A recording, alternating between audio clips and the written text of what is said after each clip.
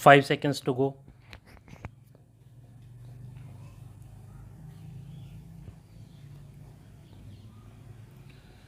Start. The fiscal year now drawing to a close has been a difficult one by any standards.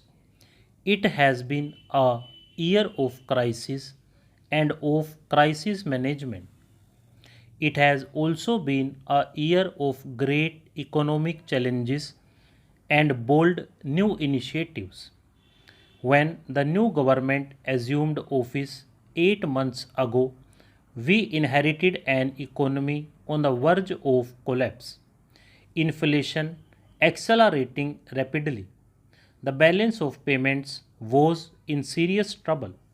The foreign exchange reserves were barely enough for 2 weeks of imports. Foreign commercial banks had stopped lending to India.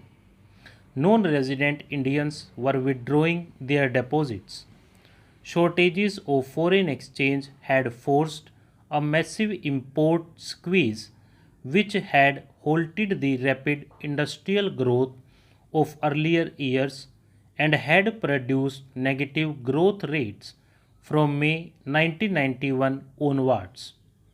Our first and immediate challenge was to arrest the slide and restore India's credibility both domestically and in the eyes of the world.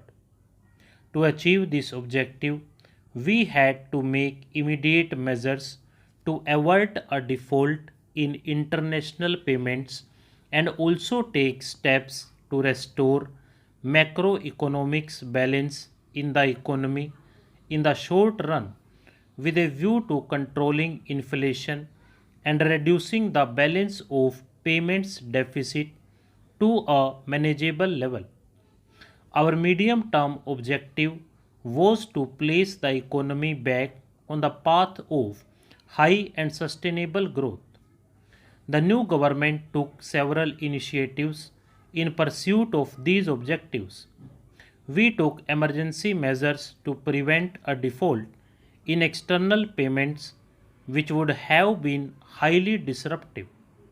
The previous government had already decided to use a part of the gold held by the Reserve Bank of India to mobilize temporary liquidity abroad. We did not consider it prudent to reverse this decision, but we promised to redeem the gold at the earliest opportunity and we have kept our word. We began the process of restoring macroeconomic balance by seeking to reduce the fiscal deficit, which had grown very large in the previous year.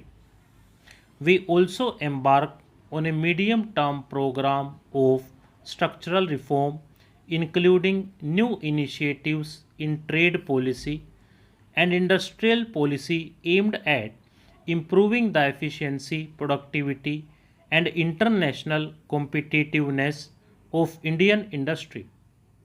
Our longer term objective is to evolve a pattern of production which is labor intensive and generates larger employment opportunities in productive, higher income jobs and reduces the disparities in income and wealth between rural and urban areas, which is very much essential now.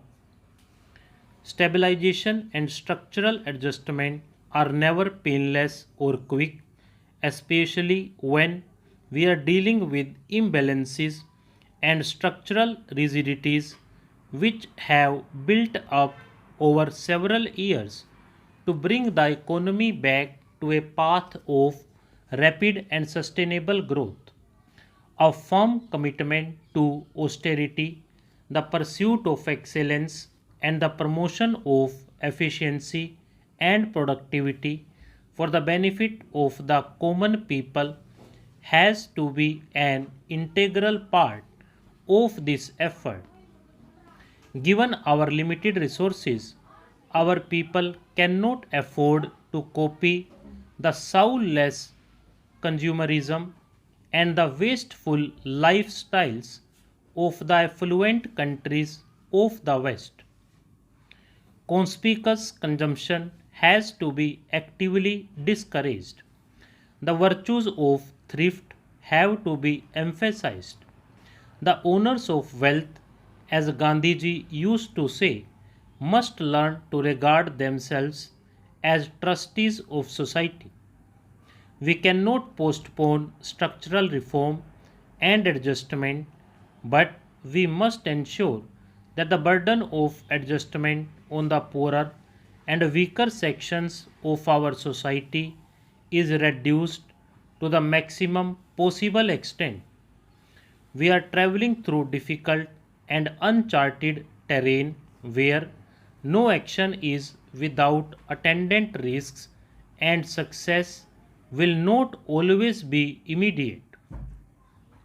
We need patience, perseverance, and national cohesion if we are to succeed.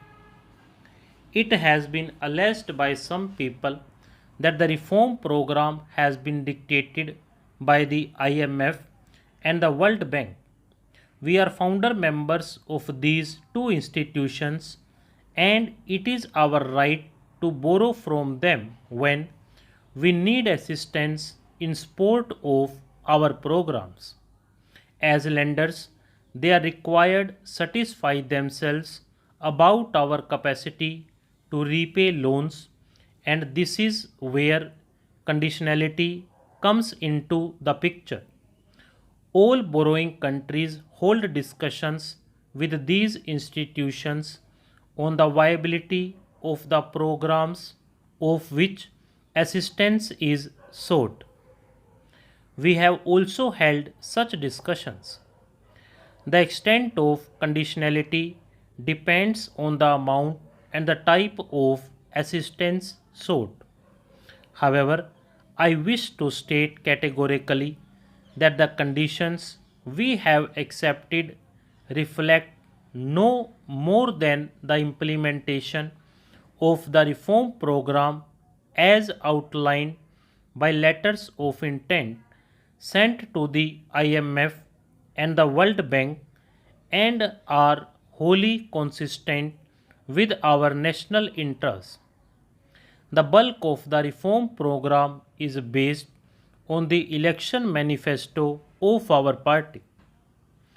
There is no question of the government ever compromising our national interests of our policies will take time to materialize.